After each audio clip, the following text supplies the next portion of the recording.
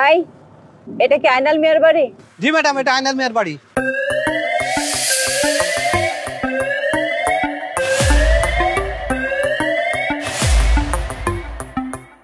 আসসালামু আলাইকুম ম্যাডাম। ওয়ালাইকুম সালাম। ঈদ মোবারক। কেমন আছেন ম্যাডাম? ভালো আর থাকতে দিলেন কোথায়? ঈদের দিনও আপনারা কোপাকুপি করছেন, তাই তো আপনাদের ধরতে আসতে হলো। ম্যাডাম, বিষয়টা আমি নিজেও জানতাম না। ঈদ মাঠে নামাজ পড়তে গেছিলাম, হঠাৎ ওসি স্যারের ফোন। ওসি স্যারের কাছ থেকে ঘটনাটা জানতে পারছি। আপনার মতো আমিও বিপদে আছি ম্যাডাম। আপন মাইয়া হইয়া মানে বাপরে কোবাইছে, কি একটা সাংঘাতিক ব্যাপার। আর তাও আবার আমার গ্রামের মধ্যে ঘটনাটা ঘটছে। ঠিক আছে, এত কথা বলতে হবে না, আগে চলুন দেখি ঘটনা কি ঘটেছে। এই সবুজ, বসার জন্য তাড়াতাড়ি চেয়ার টেবিলের ব্যবস্থা কর। যা ম্যাডাম, আসেন আসেন ম্যাডাম। নিজে অন্যায় কইরা মাইয়ার নামে মামলা দিয়া এখন এনে এসে বসে রইছো না? উল্টাপাল্টা কথা কইবা না। আমি তোমার মায়ের নামে মামলা করি নাই। তুমি মামলা না করলে বাড়িতে পুলিশ আইলো কেন? পুলিশ? আমার বাড়িতে পুলিশ কেন আছে? জরিরে ধরতে আইছে। আল্লাহর কসম কাইটা কইতাছি আমি থানা পুলিশ করি নাই। তাড়াতাড়ি চলেন, পুলিশ ম্যাডাম আপনাকে খুঁজতেছে। হারামজাদা জানোয়ার, তোরে আমি অটো কিনে দিলাম, নাম মাত্র ভাড়া দিস, এত বড় উপকার করলাম আর তুই থানারে খবর দিলি? আল্লাহর কসম কাইটা কইতেছি চাচা, আমি থানায় কিছু কই নাই। তুই না করলে বাড়িতে পুলিশ আইলো কেন? তুই ছাড়া তো অন্য কেউ কিছু জানে না। জানে সবুজ ছাড়া হাবিজ ডাক্তারও জানে, আর হাবিজ ডাক্তারেই পুলিশে কল করছে। হাফিজ ডাক্তার থানায় ফোন করবো কেন?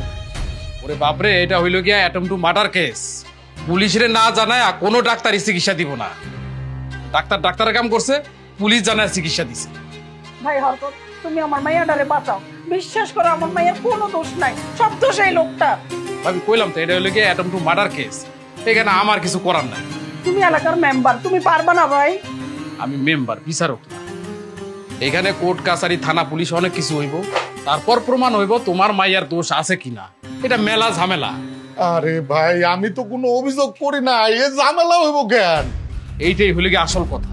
তুমি কেস করো নাই, কিন্তু এটা পুলিশবাদী কেস হয়ে গেছে। আর পুলিশবাদী কেস হইলে গিয়া সবচাইতে বড় কেস। মেম্বার চাচা, হ্যাঁ, টাকা পয়সা দিয়ে এগুলো মিটমাট করা যায় না? যত টাকা লাগে আমি দিমু ভাই, তুমি এটা মিটকুট কইরা দাও। ভাবি, ম্যাডাম তো মিটকুট করে না। আচ্ছা, টাকা পয়সা যদি বেশি লাগে তাহলে কি তোমরা খরচ করতে পারবা না? যত টাকা লাগে দিমু ভাই, তুমি আমার মাইয়াটারে বাঁচাও। ঠিক আছে, চলো দেখি করো। তাড়াতাড়ি চলো।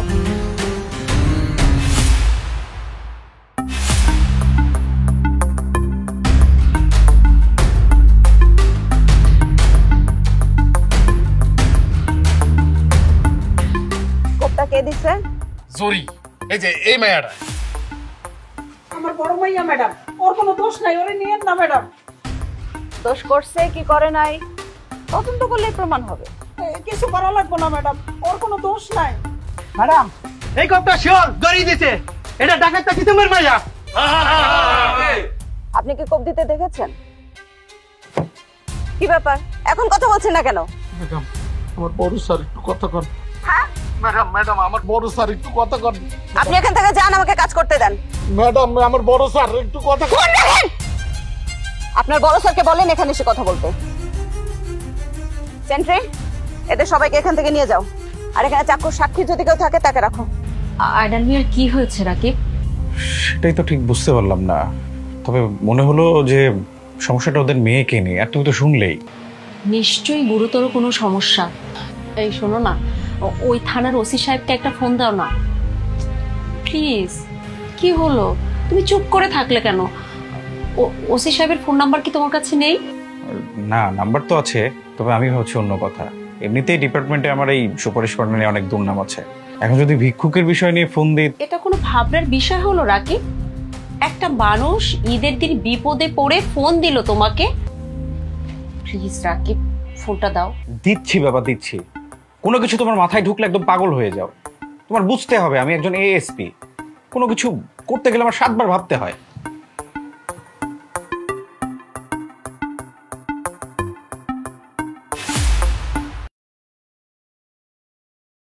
সালামালাইকুম স্যার, ঈদ মোবারক স্যার। ওয়ালাইকুম সালাম, ঈদ মোবারক জহিরুল সাহেব, কেমন আছেন? জি স্যার, আলহামদুলিল্লাহ ভালো। আপনি কেমন আছেন স্যার? ভালোই তো ছিলাম, তবে ঈদের নামাজ পড়ে আসার পর একটা সমস্যায় পড়ে গেছি। আচ্ছা, আপনার থানায় আশাপুর গ্রামে একটা ঘটনা ঘটেছে, আপনি জানেন নাকি কিছু? জি স্যার, এখানে স্যার একটা অ্যাটেম্প টু মার্ডার সংঘটিত হয়েছে। একটি মেয়ে ধারালো অস্ত্র দিয়ে তার বাবাকে কোপ দিয়েছে। আচ্ছা, ওনার নাম কি আইনাল মিয়া? জি স্যার।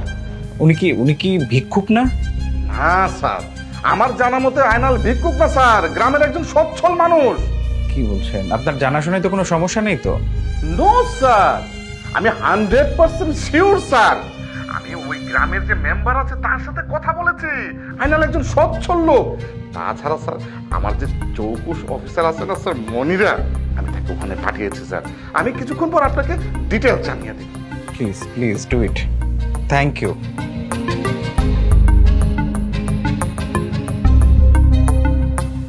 কোনোভাবেই তো হিসাব মিলাতে পারছি না রুহি। আইনাল মেয়ে নাকি ভিক্ষুক নয়। আমি ভাবছি অন্য কথা, একটা মেয়ে হয়ে কেন বাবাকে খুন করতে যাবে?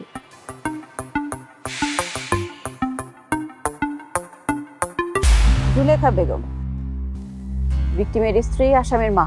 আমার মায়ের আসামি কইেন না ম্যাডাম, আমার মায়ের আসামি না। আপনার মেয়ে তার বাবাকে খুন করার জন্য হাতে কোপ দিয়েছে, সে আসামি না তো কি?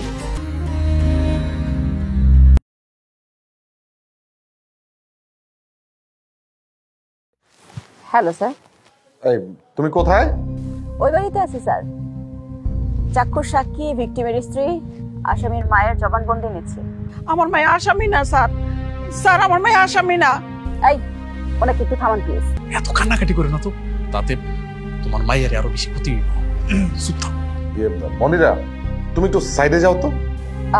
জি স্যার, জি স্যার।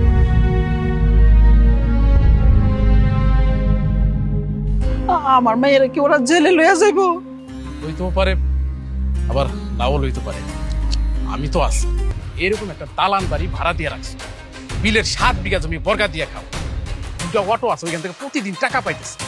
তারপরও রমজান মাস এলে কেন তোমার ঢাকা শহরে যা ভিক্ষা করতে হবে? হ্যাঁ, আসলে তো জেল হওয়া উচিত তোমার। কি বলেন স্যার? আইনাল সাহেব তো টাকাওয়ালা মানুষ, সে ভিক্ষুক হয় কি করে? দেখুন, আমাদের যে এসপি সাহেব আছেন, রাকিব সাহেব, উনি তো একজন চৌকুশ অফিসার। উনি যেহেতু বিষয়টা বলেছেন, উনি না জেনে তো বলেননি। স্যার যেহেতু বলেছেন, নিশ্চয়ই বিষয়টার মধ্যে কোনো ঘাপলা আছে। আর শুনুন, আমি আপনাকে ঠিক যেভাবে বললাম ঠিক সেভাবে বিষয়টা ইনকোয়ারি করুন, তাড়াতাড়ি আমাকে রিপোর্ট করুন। ওকে ওকে স্যার।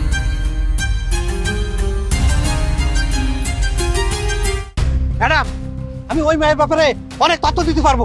ম্যাডাম, এই মেয়েটার কি কোনো মতে বাঁচানো যায় না? কেন মেয়েটাকে বাঁচাতে চাচ্ছেন, আর কিভাবে বাঁচাবো? না, মানে বলতেছিলাম কি যে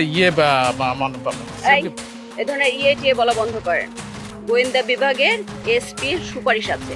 মেয়েটার ভাগ্য ভালো হলে সে এমনি বেঁচে যাবে। ওনাদেরকে বলুন আমাকে সত্য জানাতে। জি ম্যাডাম, ওনারা সত্য বলবে। আপনি আসেন, আমার সাথে আসেন।